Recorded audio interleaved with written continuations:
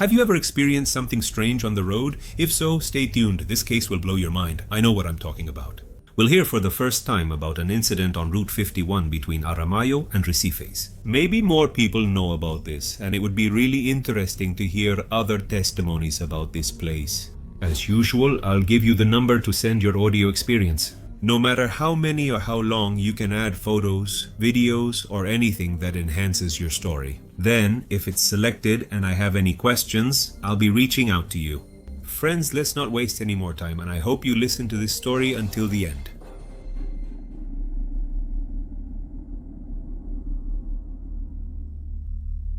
I'm from Arrecifes, and I'm sharing this experience so that everyone who hears my story is clear about something. This is for anyone who's experienced something paranormal but is afraid to talk about it. I was a skeptic my whole life. I was never interested in God, the devil, ghosts, or anything like that. And that's even though I come from a Christian family where devotion to God was always intense. Unfortunately for my parents and grandparents, I turned out differently, always the family's black sheep, and I have no regrets. But at 27, something important happened. And it left me with no choice but to start believing a little in that whole world I used to think was just fantasy. This doesn't mean that nowadays I go to bed and read the Bible before I sleep. I'm very far from religion and everything that comes with it. I mean that I realized there really is a spiritual plane. There are things that can't be easily understood, but they happen all the time. Today, I'll share what I personally experienced on Route 51. I've worked in Ramallo since 2014, about 70 kilometers from home. So you can imagine that I've taken this road thousands of times. And out of all those times, only once did something happen. But did it really shake up my ideas, thoughts, and beliefs? Without a doubt. Around 2 months ago, we left work and went to a co-worker's house to eat and celebrate her birthday. It was a get-together with everyone from the team. I usually get around on my motorcycle for practicality and economy. But that time I went by car because the weather was pretty unstable and the road can get dangerous with heavy rain. It was around 8 at night when I started heading back.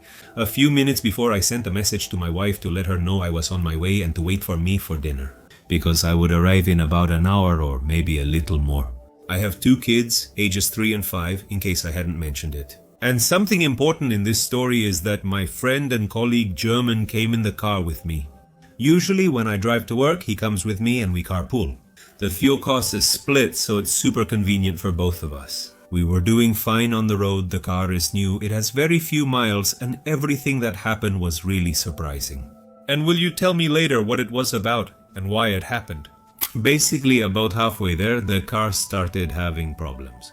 It felt like it was something electrical because even the dashboard flickered a few times, as well as the central screen.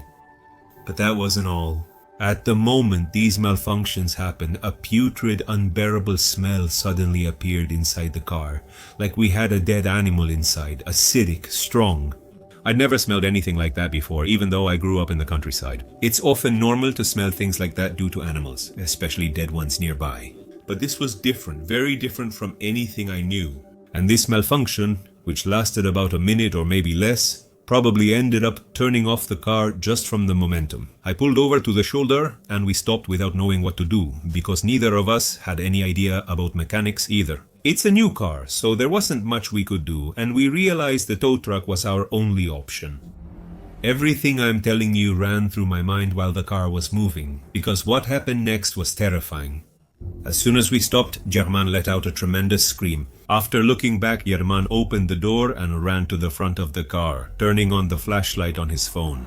I looked too, I swear to God, on my mother and kids. That in the middle of the back seats there was a man sitting who looked at me in a horrible way. It froze my blood. Obviously, I ran outside too. Not because there was a stranger inside the car, because that would be something very different. I immediately realized that this person, apparition, entity, or whatever it was that appeared, had such a horrible appearance that it was impossible not to be shocked. In those brief seconds, I saw a haggard face, the hair looked wet or dirty, and the eyes were dark, they were horrible, they looked sunken. I repeat, I'm the least impressionable person you could ever meet. But that night I couldn't control my reaction, and that's why I ran out.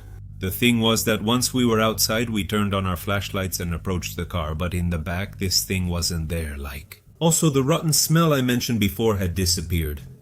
After a few minutes, we finally had the courage to get back in the car.